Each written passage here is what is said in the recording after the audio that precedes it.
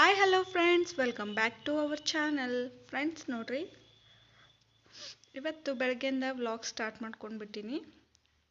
ಪಾಪು ನೋಡ್ರಿ ಬೆಳಗ್ಗೆ ಎದ್ದ ತಕ್ಷಣ ಆಟ ಆಡಕತ್ತಿತ್ತು.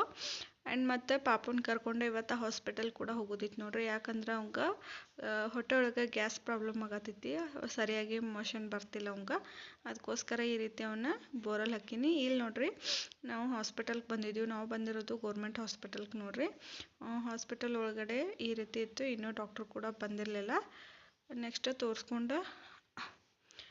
ಅವನ್ನ ತೋರಿಸ್ಕೊಂಡು ಬಂದೆವು ನೋಡ್ರಿ. ಈ ರೀತಿ ಅವಂಗೆ ಸಿರಪ್ ಎಲ್ಲ ಕೊಟ್ಟಾರು.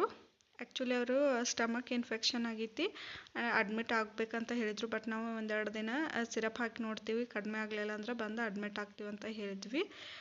ಒಂದು ವಿಟಮಿನ್ D3 ಆ್ಯಂಡ್ ಮತ್ತು ಜ್ವರದ್ದು, ಆಮೇಲೆ ಹೊಟ್ಟೆ ಮೋಷನ್ ಕ್ಲಿಯರ್ ಆಗೋದು ಸಿರಪ್ ಕೊಟ್ಟಾರು. ನೆಕ್ಸ್ಟ್ ನೋಡ್ರಿ, ಅವು ಅದರಿಂದ ಸ್ವಲ್ಪ ಈಗ ಕಡಿಮೆ ಆಗಾಗ್ತೈತೆ ಅವಂಗೆ.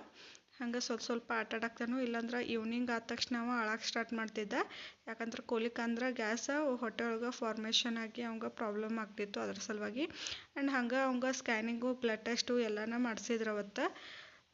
ಸ್ಕ್ಯಾನಿಂಗ್ ಒಳಗೆ ಅವಂಗೆ ಸ್ಟಮಕ್ ಇನ್ಫೆಕ್ಷನ್ ಅಂಥೇಳಿ ಬಂದಿತ್ತು ನೋಡ್ರಿ. ಬ್ಲಡ್ ಅಂತೂ ನಾರ್ಮಲ್ ಇತ್ತು.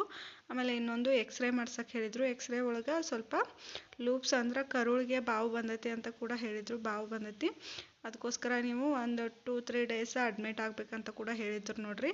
ಸೊ ನಾವು ಸಿರಪ್ ಹಾಕಿ ನೋಡ್ತೀವಿ. ಸಿರಪ್ ಹಾಕಿ ಆದ್ಮೇಲೂ ನಮ್ಗೆ ಕಡಿಮೆ ಅನಿಸ್ಲಿಲ್ಲ. ಅವ ಹಂಗೆ ಅದೇ ರೀತಿ ಅಳಾಕತ್ತಂದ್ರೆ ಅಡ್ಮಿಟ್ ಮಾಡ್ಬೇಕಂತ ಹೇಳಿ ನಾವು ಆ ದಿನ ಅಡ್ಮಿಟ್ ಆಗಲಿಲ್ಲ, ವಾಪಸ್ ಮನೆಗೆ ಬಂದ್ವಿ ನೋಡ್ರಿ ಫ್ರೆಂಡ್ಸ. ಈಗ ಪರವಾಗಿಲ್ಲರಿ, ಸ್ವಲ್ಪ ಆಟ ಆಡಾಕ್ತೇನು. ಈ ವಿಡಿಯೋ ನಿಮಗೆಲ್ಲ ಇಷ್ಟ ಆಗಿದ್ರೆ ಲೈಕ್, ಶೇರ್, ಕಮೆಂಟ್ ಮಾಡಿರಿ, ಸಬ್ಸ್ಕ್ರೈಬ್ ಮಾಡಿರಿ.